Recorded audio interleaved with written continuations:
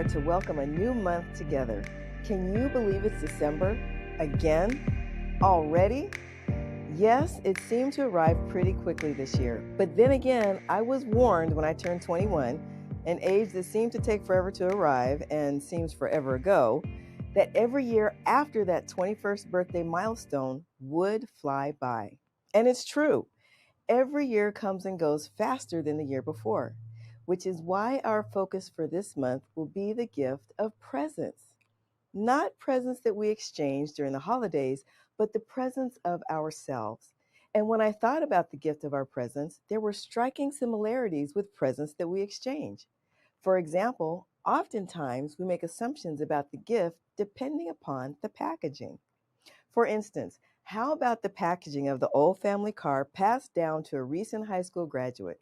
It might have been 10 to 15 years old, but it was the gift of transportation and independence. You've heard the saying that big things come in small packages, right? Think about the times a small gift box contained a $500 Target gift card for someone moving into their first home. And what about those precious love coupons that newlyweds used to swap when money was tight in the early days? Maybe that was just me and my husband, but those love coupons were special because we gave each other the gift of time while one of us cleaned the apartment or cooked dinner or washed the car.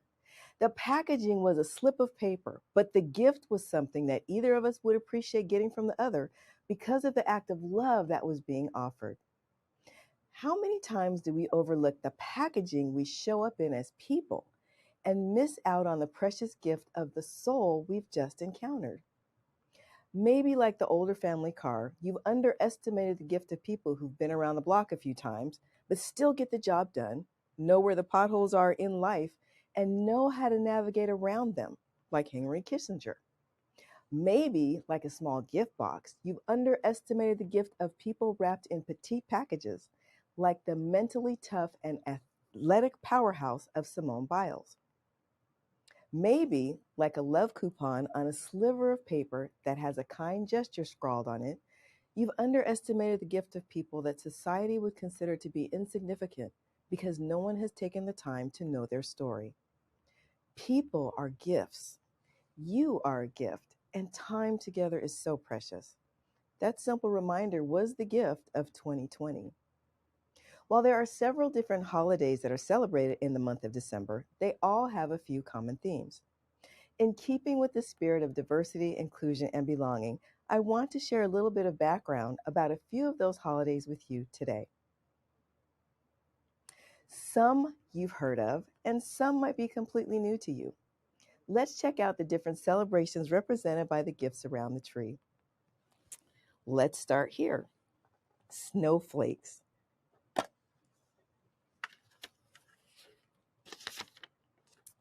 Hanukkah, November 28th through December 6th, celebrated by Israel and various Jewish communities around the world.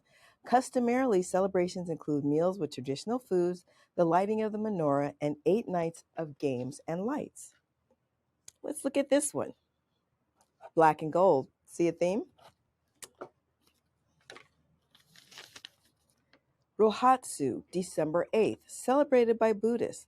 Commonly spent in a calm, quiet, and peaceful manner, many Buddhists will spend the day meditating and praying. Let's open this one next.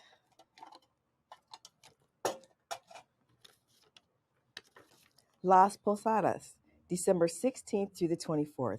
Celebrated in Mexico and some parts of the United States, according to tradition, a child is chosen to dress as an angel and lead a procession through the streets each night, symbolizing the journey that Joseph and Mary took to the inn. Let's go for the gold.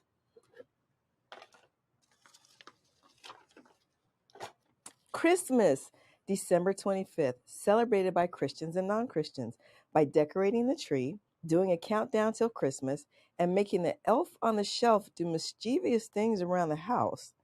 Now, that part of the story is new to me, but it does make perfect sense. One year, I actually unwrapped a couple of presents, played with them, wrapped them back up, and put them back under the tree.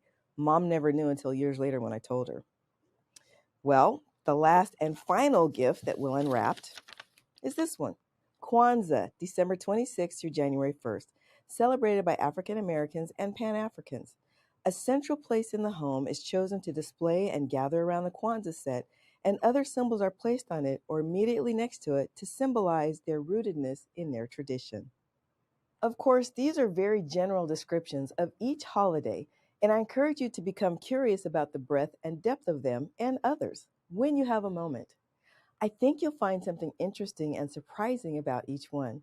In the meantime, allow me to bring some key commonalities to your attention: food, family, and faith. Several of these holidays are celebrated with specific foods to be shared.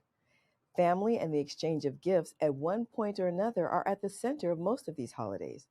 And there is an element of faith in something meaningful about each of these celebrations. Recognize this: although our holiday origins and traditions may be culturally diverse, we can all see at least one aspect of our holiday traditions in each other as people. Which brings us back to valuing the gift of your presence as one of the most meaningful gifts you can ever give to anyone, including to yourself. That's right. Time with yourself to reflect on where you've been, how you've grown, and what's next is a true gift. Please make sure you spend some time with yourself this holiday. This month, my Allies in Action crew and I are going to be talking about our greatest gifts in 2021. I can say firsthand, one of my greatest gifts is being able to share time with you. Then I'll be chatting with my dear friend Anthony V about the gift of our presence and how we can be more intentional and mindful when we are in each other's presence. Finally, lifestyle expert Lisa Holmes will help us plan for a stress-less new year with some helpful tips to keep your sanity during those hectic days between your traditional holiday celebration and ringing in the new year. I look forward to kicking off this holiday season with you. I happen to celebrate Christmas, and one of my favorite childhood memories is smelling a wood-burning fire that Daddy lit in the fireplace he built by himself, being underfoot in the kitchen with my brother while my mother was baking sweet potato pies, and listening to an orchestral recording of Handel's Messiah. In case you're looking for a different way to hear about the Christmas story, give it a listen. Until next time, this is Dr. Anita reminding you to stay blessed and keep it real. Merry Christmas.